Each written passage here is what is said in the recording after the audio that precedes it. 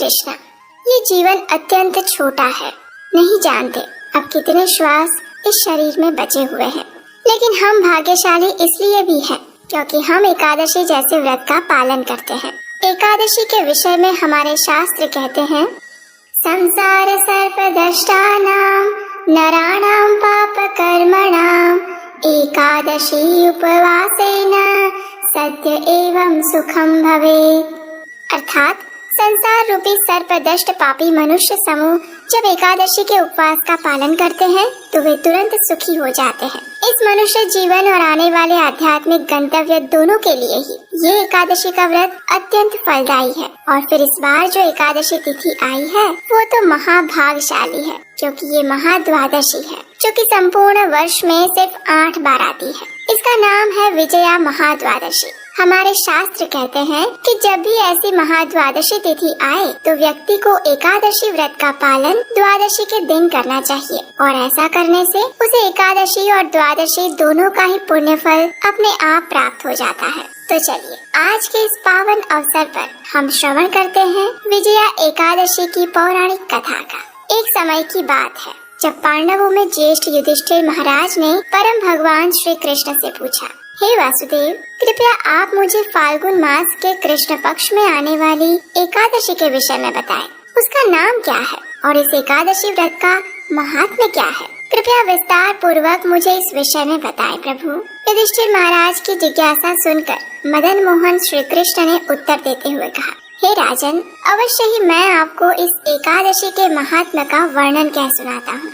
ध्यान पूर्वक सुनिए। फाल्गुन मास के कृष्ण पक्ष में आने वाली इस एकादशी को विजया एकादशी के नाम से जाना जाता है। जो भी व्यक्ति इस एकादशी व्रत का पालन करता है उसे इस भौतिक जीवन में हर प्रकार की सफलता प्राप्त होती है, और इस नश्वर देह का त्याग करने के बाद उसे आध्यात्मिक जगत की प्राप्ति होती है। अब मैं आपको इस एकादशी के विषय में एक कथा का वर्णन कह सुनाता हूँ, जो कि महान ऋषि नारद मुनि ने ब्रह्मा जी से सुनी थी। तो इस प्रकार भगवान श्री कृष्ण ने युधिष्ठिर महाराज को विजया एकादशी कथा सुनाना प्रारंभ किया। एक बार देवर्षि नारद ने अपने पिता ब्रह्मा जी से पूछा, हे पिताश्री, कृपया आप मुझे बताएं कि विजया एकादशी व्रत का पालन करने से जीवात्मा को क्या लाभ प्राप्त होता है? ये सुनकर ब्रह्मा जी ने उत्तर देते हुए कहा, हे मेरे प्रिय पुत्र, सबसे प्राचीन है ये व्रत और वो अत्यंत पवित्र है। वो हर प्रकार के पापों का नाश करने वाला है। ये एकादशी अपने नाम के अनुसार ही हर प्रकार का विजय प्रदान करने वाली है।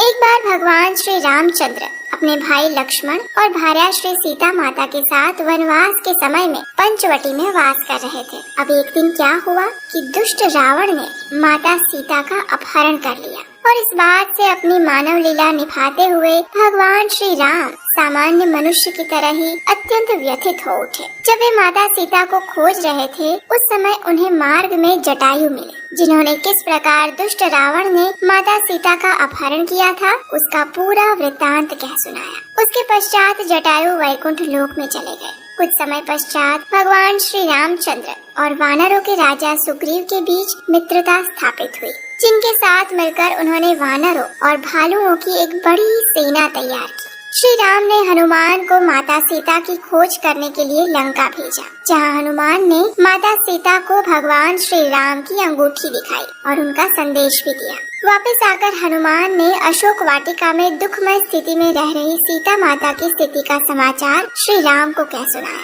और उसके पश्चात भगवान श्री रामचंद्र बिना विलंब किए शीघ्र ही दक्षिण के समुद्र की ओर निकल पड़े। समुद्र तट पर पहुंचते ही उन्हें इस बात का अनुभव हुआ कि समुद्र अत्यंत गहरा है और इतनी बड़ी सेना को समुद्र पार करवाना एक सबसे बड़ी चुनौती है। उस समय लक्ष्मण जी ने श्री रामचंद्र जी से कहा, हे प्रभु, आप तो सर्वज्ञ हैं। यहाँ से लगभग 4 मील की दूरी पर बकदालभ्य ऋषि का आश्रम है। हमें उनके पास जाना चाहिए। वे अवश्य ही हमें इस समस्या का कोई समाधान बताएंगे। लक्ष्मण की बात सुनकर श्री राम और लक्ष्मण बकदालभ्य ऋषि के आश्रम में पहुँचे। वहाँ जाकर उन्होंने ऋषि को दंडवत प्रणाम किया और प्रार्थना की। भगवान श्री रामचंद्र और उनके सनातन साथी श्री लक्ष्मण को देखकर महान ऋषि बकदालभ्य समझ गए कि ये कोई सामान्य मनुष्य नहीं अपितु परम भगवान पूर्ण पुरुषोत्तम स्वयं है।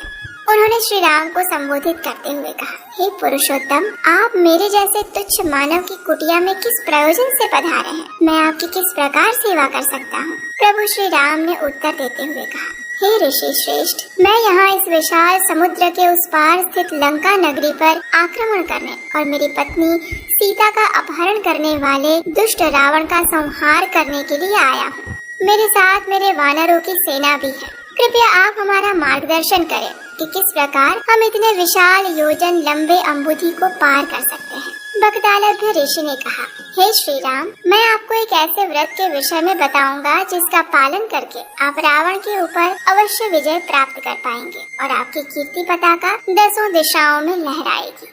फाल्गुन मास के कृष्ण पक्ष में आने वाली विजया एकादशी का श्रद्धा पूर्वक व्रत पालन करने से आपकी विजय निश्चित है। अब मैं आपको इस व्रत की विधि सुनाता हूँ।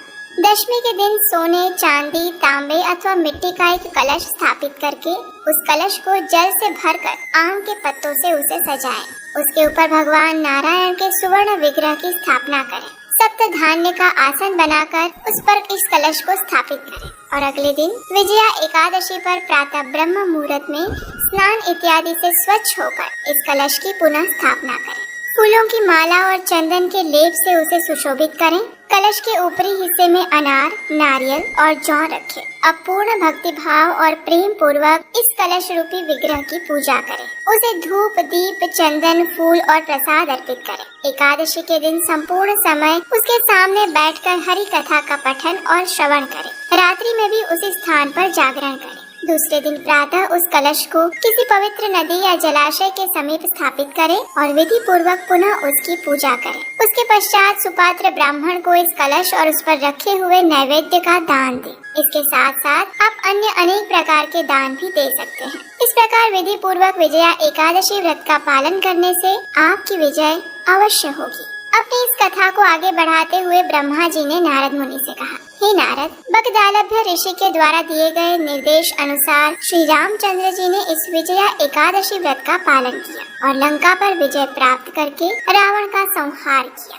इसी प्रकार जो भी व्यक्ति इस विजया एकादशी व्रत का पालन करेगा उसे इस भौतिक जीवन में विजय और सफलता प्राप्त होगी और जीवन के अंत में उसे आध्यात्मिक गंतव्य भी प्राप्त होगा। ब्रह्मा जी और नारद मुनि के संवाद का समापन करते हुए भगवान श्री कृष्ण ने युधिष्ठिर महाराज से कहा, हे राजन, जो भी व्यक्ति इस विजया एकादशी कथा का पठन और श्रवण भी करता है उसे वाजपेयी यज्ञ का फल प्राप्त होता है। इसलिए मनुष्य को इस विजया एकादशी व्रत का अवश्य पालन करना चाहिए। पुराणों के पन्नों से अभी आपने सुनी इस विजया एकादशी की पौराणिक कथा। हम जानते हैं कि हमारे द्वारा सुनाई जा रही एकादशी कथा को सुनना आपको अच्छा लगता है और इसके लिए आप प्रत्येक एकादशी पर आपके अपने इस चैनल पर अवश्य आते हैं। और हम ये भी जानते हैं कि आप हमारे द्वारा बताए गए एकादशी के दिशा निर्देशों का भी यथारूप पालन करने का प्रयास करते हैं। लेकिन शायद आपको ये बात नहीं पता होगी कि प्रत्येक एकादशी पर आप हमारे द्वारा जो इस कथा का श्रवण कर रहे हैं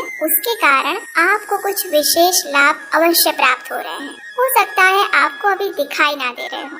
अब आप सोच रहे होंगे कि ऐसा क्या विशेष है हमारी कथा में। तो विशेष ये है कि हम जो कथा आपको सुनाते हैं और जो दिशा निर्देशों के बारे में बताते हैं वे सीधे हमारे शास्त्रों से यथारूप में लेकर आते हैं। और उसके लिए आपने देखा होगा कि कई बार हम अनेक शास्त्रों के श्लोकों के संदर्भ भी आपके समक्ष प्रस्तुत करते हैं। इसलिए ये कथाएं विशेष है और ये सिर्फ भगवत कृपा और आप सबके सहयोग के माध्यम से ही हम कर पा रहे हैं। इस कार्य के लिए अगर आप हमें आर्थिक रूप से भी सहायता करना चाहते हैं तो आप आने वाली एकादशी कथा बनाने के लिए हमें स्क्रीन पर दिए गए नंबर पर अपना आर्थिक योगदान भेज सकते हैं। और हाँ, आपके प्यारे जगन्नाथ जी आ चुके हैं, तो एक बार हमारी वेबसाइट नीलाचल.com पर जाकर उन्हें अपने घर पर आमंत्रित करना मत भूलिएगा। तो चलिए अपने मन, वचन और इंद्रियों को संयमित करते हुए भगवान ऋषिकेश के चरण कमलों पर केंद्रित करते हैं और इस अत्यंत मंगलमयी विजया एकादशी का श्रद्धा और निष्ठा पूर्वक पालन करते हैं।